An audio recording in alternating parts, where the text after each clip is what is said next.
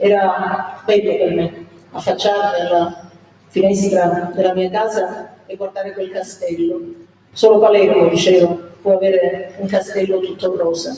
E quando sono nate le mie nipoti raccontavo favole che erano sempre ambientate in quel castello, di feste o di lupi che diventavano buoni. Bene, in quel castello forse ci sono stati dei lupi e non erano dei lupi buoni. Forse da quel castello, ed è impossibile che dopo 16 anni ancora di questo non si possa sapere se è vero, se non è vero, se è solo un'ipotesi, se è una realtà. Non è possibile che ancora dopo 16 anni, ogni volta che guardo quel castello, devo pensare che forse da lì è stato azionato il telecomando che ha fatto esplodere l'autobomba mentre Paolo aveva il dito poggiato sul citofono per chiamare mia madre. Non è possibile che ancora noi questa verità non dobbiamo sapere.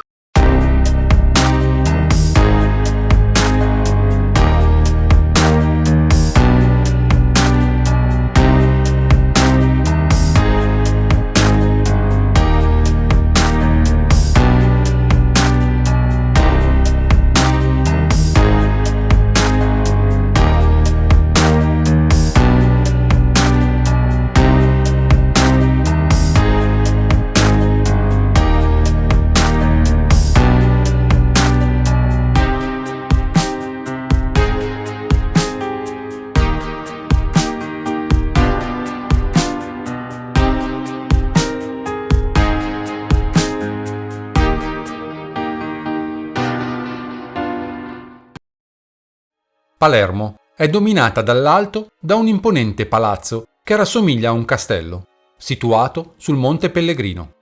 Inaugurato nel 1934, questo palazzo, per volere del proprietario, il cavaliere Michele Utveggio, venne adibito a grand hotel di lusso, ma da subito l'attività risultò non sufficientemente redditizia, tanto da portare il cavaliere a un tentativo di conversione in casinò, che fallì con l'inizio della Seconda Guerra Mondiale, in cui la struttura venne usata dai tedeschi prima e dagli alleati dopo lo sbarco, con funzioni militari di osservazione, lasciandolo poi abbandonato e in stato di forte degrado. Dopo quasi 40 anni, improvvisamente, la regione Sicilia si ricordò di quello che era ormai quasi un rudere. Lo acquistò, lo ristrutturò e vi realizzò una scuola manageriale chiamata Cerisdi.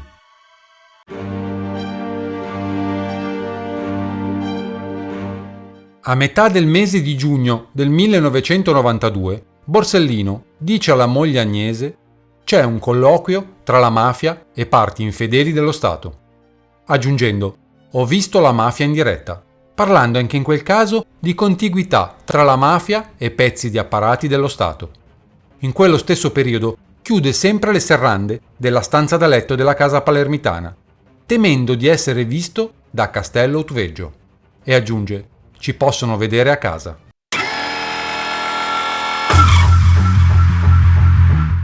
«19 luglio 1992.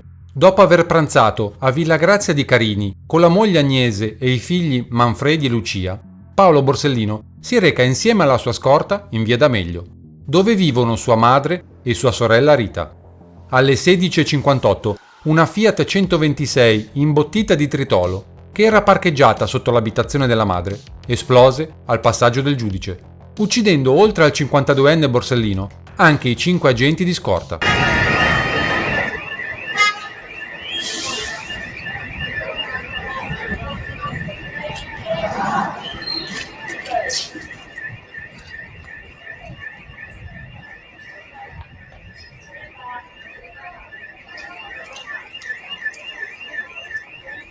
Nel senso che sono stato fino a poco fa sul luogo dell'agguato, ma lì era difficile avere notizie esatte di cosa stesse accadendo. Comunque nell'attentato sarebbe rimasto coinvolto, secondo le ultime vicende, il giudice Borsellino sarebbe ferito. Un'auto di scorta, che io mi è sembrato di distinguere distintamente come un'auto blindata, era ferma in mezzo alla strada, completamente distrutta. Dentro mi è sembrato di vedere anche alcuni corpi, ma non ne sono sicuro. Il numero dei morti in questo momento dovrebbe essere 5, ma sicuramente è stata un'esplosione potentissima, sicuramente più forte di quella che costò la vita al al consigliere istruttore Chinnici, che diede vita a quella che si definì la strategia libanese della mafia, una strategia riproposta in occasione dell'eccidio di Falcone. L'esplosione, come avrete detto, è avvenuta poco dopo le 17, ha svegliato una città in una sonnolenta domenica di luglio, dal silenzio, dalle strade deserte, un boato fortissimo avvertito da quasi tutti, una enorme nuvola di fumo, e poi gli elicotteri, le sirene della polizia. Insomma, si è avuta netta la sensazione che qualcosa di grave fosse avvenuto, ed è oggettivamente una scena agghiacciante quella che si presenta nella zona interessata dall'esplosione. In questo palazzo si diceva lì assieme ai colleghi che erano arrivati sul posto, dovrebbero abitare la madre e la sorella del giudice Borsellino, che è procuratore aggiunto alla procura di Palermo. Per il momento io non ho informazioni precise, per cui non so anche in che modo potrei aggiornare le informazioni che avete dato voi fino a questo momento, se non con le immagini che state vedendo e che credo siano abbastanza eloquenti di per sé. Ma non c'è assolutamente speranza per questa città. È finito tutto. Perché è finito tutto, dottore Caponnetto? Perché è finito tutto? Perché non mi faccia dire altro. Non mi faccia dire altro. 23 maggio 2001. Gioacchino Genchi, vicequestore di polizia e consulente dell'autorità giudiziaria, depone nel corso di un'udienza del processo di appello Borsellino bis. Ricostruisce in dibattimento la pista investigativa seguita nel 1992 insieme al capo della squadra mobile di Palermo, Arnaldo La Barbera, per individuare mandanti ed esecutori della strage di Via D'Amelio. Genchi e La Barbera cercano di mettere a fuoco elementi e indizi sugli autori della strage, che rimandano ad ambienti esterni all'organizzazione criminale Cosa Nostra, e che con questa avrebbero potuto interagire nell'accelerazione della fase esecutiva della strage. Si ipotizza da subito che gli attentatori di Via D'Amelio avessero operato da una postazione sopraelevata, dal castello Utveggio, appunto. Il filone d'indagine aveva subito una brusca battuta d'arresto all'inizio del mese di dicembre 1992, nel momento in cui La Barbera venne inaspettatamente richiamato a Roma presso il Ministero dell'Interno e messo a disposizione. Quando, su pressione di Boccassini e Cardella, La Barbera e Genchi furono nuovamente destinati dal Viminale a occuparsi delle indagini sulla strage, i due funzionari di polizia ripresero il loro lavoro, formando il gruppo investigativo Falcone-Borsellino. Agli inizi di maggio 1993, tuttavia, Gioacchino Genchi decise di lasciare il gruppo in quanto non più in sintonia con le scelte operative prese da Arnaldo La Barbera. Deciso a procedere con il fermo immediato di Pietro Scotto, tecnico di una società telefonica, sospettato autore dell'intercettazione telefonica abusiva sulla linea Fiore-Borsellino, in cui il magistrato comunicava alla madre che stava per andare a farle visita nella sua abitazione di Via D'Amelio. Il fermo di Pietro Scotto avrebbe portato a interrompere il lavoro investigativo in corso su Gaetano Scotto, suo fratello e rilevante mafioso.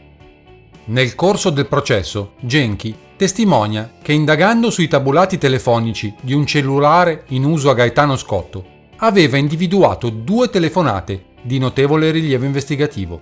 In particolare, in data 6 febbraio 92, alle ore 14:28, l'utenza di Gaetano Scotto aveva contattato, con una conversazione di 2 minuti e 10 secondi, l'utenza numero 091 652, intestata a Vincenzo Paradiso, installata presso quella che era all'epoca l'abitazione di Paradiso a Palermo.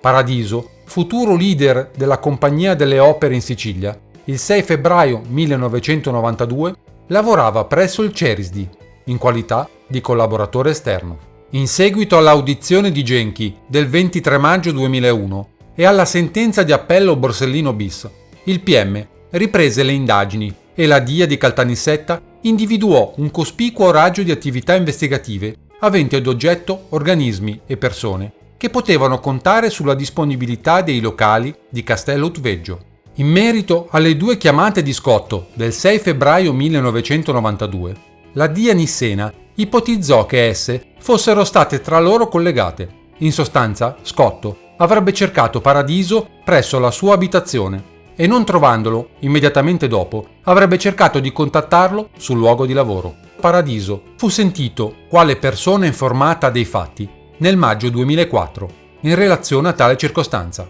ma escluse tassativamente di conoscere alcun soggetto a nome Scotto e, in considerazione del lungo tempo trascorso, dichiarò di non saper spiegare le telefonate partite dall'utenza di Scotto. Il PM di Caltanissetta iscrisse successivamente il nome di Vincenzo Paradiso nel registro degli indagati per il reato di concorso esterno in associazione mafiosa. Paradiso fu nuovamente interrogato in data 11 novembre 2004. In quella sede affermò di aver avuto con il Cerisdi un rapporto di collaborazione nel 1991, di essere stato assunto nel novembre 92 e di aver lavorato alle dipendenze di tale ente fino al 1999. Le dichiarazioni di Paradiso non prospettarono alcuna spiegazione dei 2 contatti telefonici con Gaetano Scotto, il quale, interrogato a sua volta in posizione di indagato di reato connesso, si avvalse della facoltà di non rispondere. Io prestavo lavorativa presso il Cerisdi a Castellotti Reggio. Ho iniziato con l'antratto di collaborazione a metà del 91 e sono stato assunto il 1° dicembre del 92 come funzionario e ho lasciato la struttura nel 1999. Gli ultimi 3 mesi li ho fatti come facente funzioni di direttore, ma non ero dirigente. Erano all'interno del Cerisdi locali nella disponibilità di enti esterni o di soggetti insomma diversi rispetto a quelli impiegati nel Cerisdi? Guardi, che io ricordi no. E lei ha mai conosciuto, ha mai avuto a che fare, ha mai avuto rapporti con tali Scotto Pietro e Scotto Gaetano? No, mai. Mai. Glielo chiedo perché, come lei ha già accennato, risulta dai tabulati sviluppati dell'utenza di telefonia mobile all'epoca in uso a Scotto Gaetano, risultano 2 contatti telefonici. Il primo avvenuto il 6 febbraio del 1992 alle ore 15:28, questa utenza di telefonia mobile si mette in contatto con l'utenza cui lei ha fatto riferimento, cioè quella 091 65 22 418 attestata presso la sua abitazione, e successivamente 2 minuti dopo, quindi subito dopo aver chiuso questa comunicazione, alle ore 14:30, quindi dello stesso giorno, questa utenza di telefonia mobile si mette in contatto con altra utenza che è lo 091 63 73 422. Ricorda innanzitutto questo numero, quest'ultimo numero che l'ho detto? Il centralino del castello del Cerisdi. Quindi diciamo questa utenza si mette in contatto prima con l'utenza della sua abitazione e poi con l'utenza del centralino del Cerisdi. La natura, la ragione di questi contatti lei li ricorda, sa spiegarli, sa darne contezza? Io, come ho detto allora e da allora ogni giorno della mia vita penso a questa cosa, non ho mai potuto ricordare, quindi non le so rispondere, come non ho potuto rispondere nel 92, non conoscendo queste persone e non avendo nessun tipo di idea, né ricordando di questa telefonata e chi può essere stato a farla. La procura nissena, ritenendo gli elementi raccolti durante le indagini inidonei a sostenere l'accusa a carico di Vincenzo Paradiso in giudizio, chiese il 30 aprile 2005 l'archiviazione del procedimento. Dopo l'audizione di Genchi del maggio 2001, la procura di Caltanissetta sviluppa tutta una serie di indagini volte a verificare la fondatezza dell'ipotesi formulata dallo stesso Genchi. Si tratta di indagare sul possibile coinvolgimento di soggetti istituzionali nella preparazione della strage di Via D'Amelio e sui buchi neri che ancora esistevano nella ricostruzione delle fasi esecutive del delitto. Il 16 luglio 2008 la procura nissena, guidata da Sergio Lari, terminava le indagini a carico di ignoti, sviluppate in seguito alle dichiarazioni di Genchi, avanzando presso l'ufficio del GIP richiesta di archiviazione.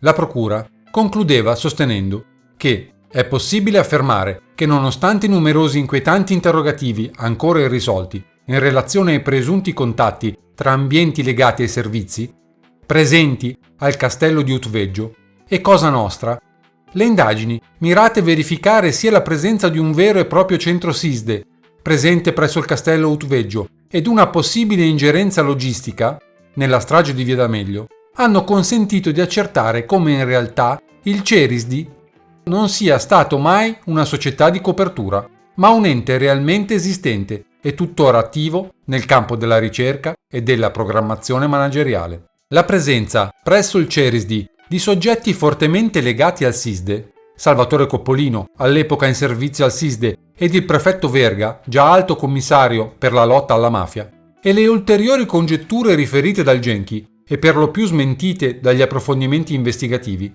non consentono allo Stato, in mancanza di fatti e prove concrete, di ipotizzare un coinvolgimento dei servizi deviati nell'ideazione o nell'esecuzione della strage di Via D'Amelio. Le ipotesi, seppur suggestive, in quanto collegate a una serie inquietante di indizi, di un interessamento di ambienti collegati ai servizi di informazione nella decisione della strategia stragista e in particolare nell'uccisione del dottor Borsellino, non hanno trovato adeguato supporto e riscontro nelle approfondite indagini volte a verificarne la fondatezza.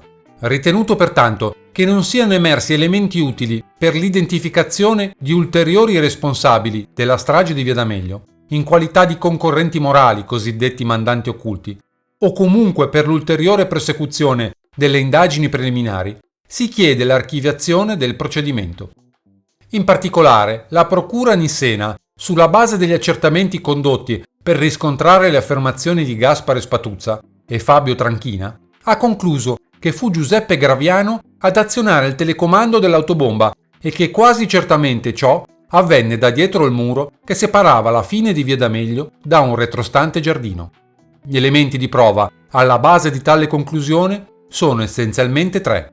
Primo, le affermazioni rese da Fabio Tranchina, che ha affermato di aver fatto, assieme a Giuseppe Graviano, 2 sopralluoghi in Via D'Amelio nelle settimane immediatamente precedenti alla strage.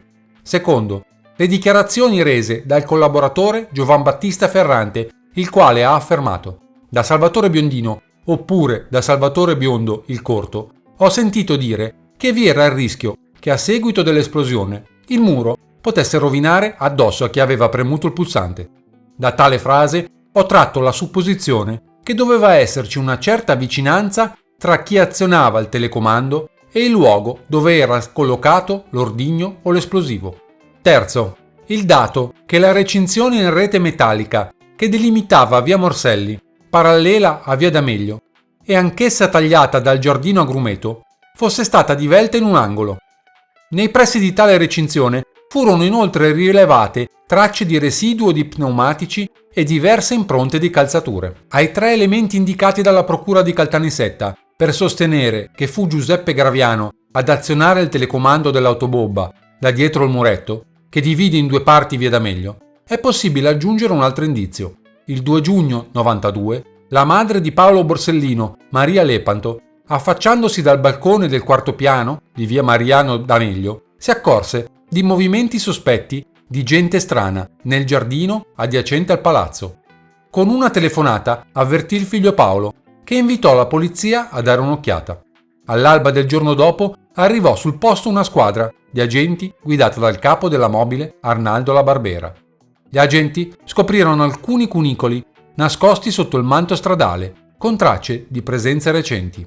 Ad oggi non sappiamo ancora il nome della persona esterna a Cosa Nostra che accolse Gaspare Spatuzza sabato 18 luglio 1992 nel garage di via Villa Sevaglios a Palermo, al momento della consegna della Fiat 126 rubata da Spatuzza in prima persona. Nel magazzino dove consegnai la 126 trovai Renzino Tinnirello e un'altra persona che non rividi mai più. L'ho sempre descritta come un negativo sfocato di una fotografia. Non era un ragazzo, forse sulla cinquantina, ma posso dire al 100% che non era persona di mia conoscenza e appartenente a Cosa Nostra. Anche la dinamica della giornata di domenica 19 luglio 92 non è del tutto chiara. Non conosciamo l'identità di chi posizionò l'autobomba sotto la casa di Rita Borsellino ed alcuni passaggi del pedinamento del giudice Borsellino da parte del killer di Cosa Nostra, che restano oscuri. La conclusione che sia stato con ogni probabilità Giuseppe Graviano ad azionare il telecomando dall'interno del giardino che chiude Via D'Amelio pone ulteriori interrogativi. Graviano, per poter avere una visuale libera da ostacoli sul civico numero 19 di Via D'Amelio, da dietro il muretto che chiude la stessa via, avrebbe dovuto collocarsi a una distanza così ravvicinata al punto dell'esplosione da rischiare di essere investito dall'onda d'urto conseguente alla detonazione. In alternativa, qualcuno avrebbe potuto segnalare a Graviano il momento in cui inviare il segnale di scoppio alla carica esplosiva, da una postazione che potesse garantire una piena visibilità su Via D'Amelio, senza subire conseguenze dalla propagazione dell'onda d'urto dello scoppio. In quest'ultima ipotesi, un individuo di vedetta di supporto a Graviano avrebbe potuto collocarsi sulla terrazza di un palazzo in costruzione a ridosso del giardino che taglia in due Via D'Amelio. Il palazzo, edificato da una ditta dei costruttori Graziano di Palermo, fu oggetto di accertamenti da parte delle forze dell'ordine sia la sera del 19 luglio che i giorni immediatamente successivi. Dai rilievi tecnici svoltisi il 19 luglio emerse la presenza sulla terrazza della costruzione di un vetro scudato appoggiato al parapetto della terrazza stessa, di alcune cicche di sigaretta per terra e di 26 piante ad alto fusto. Nessuno di questi elementi, inspiegabilmente, diede luogo a ulteriori approfondimenti investigativi. Al quadro degli accertamenti di polizia sui contatti Scotto Paradiso si aggiunge un altro dato.